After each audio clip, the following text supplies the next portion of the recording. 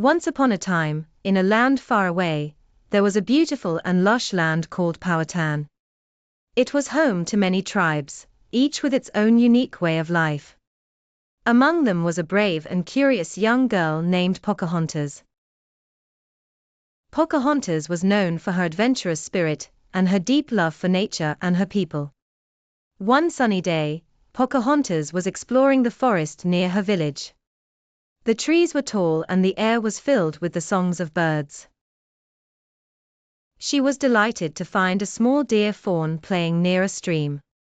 Pocahontas gently approached the fawn and patted its soft fur, feeling a connection with the animals and plants around her. As she walked further, she saw smoke rising in the distance. She followed it cautiously and found a group of strangers. They were dressed in unusual clothes and had big, shiny metal boats. They were the English explorers, led by a man named John Smith. The explorers had come across the ocean to find new lands and treasures. Pocahontas watched from behind a tree, curious and a little nervous.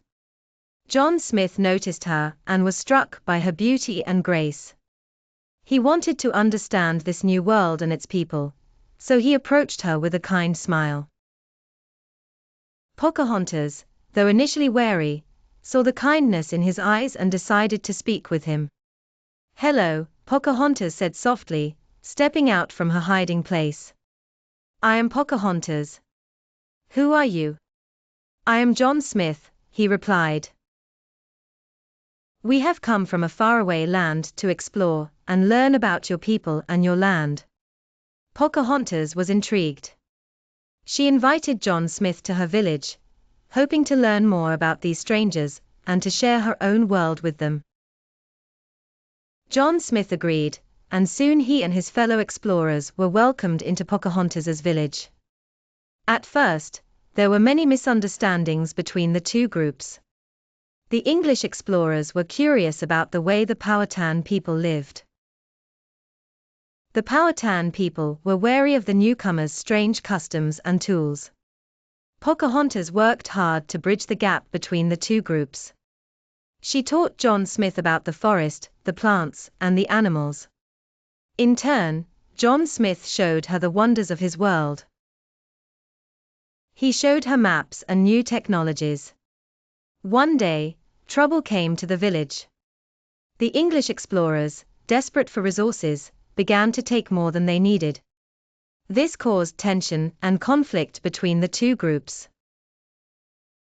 Pocahontas was heartbroken to see her people and the newcomers fighting.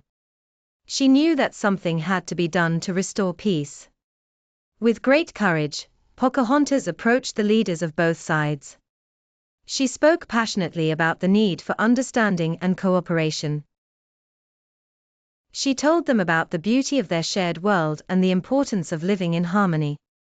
Her words were so powerful that both sides agreed to listen and find a way to work together. John Smith and Pocahontas worked tirelessly to mediate the conflict. They organized meetings where both sides could talk openly about their needs and concerns. Through patience and empathy, they managed to find common ground. The English explorers promised to take only what they needed and to respect the land and its people. As time went on, the relationship between the English and the Powhatan people grew stronger.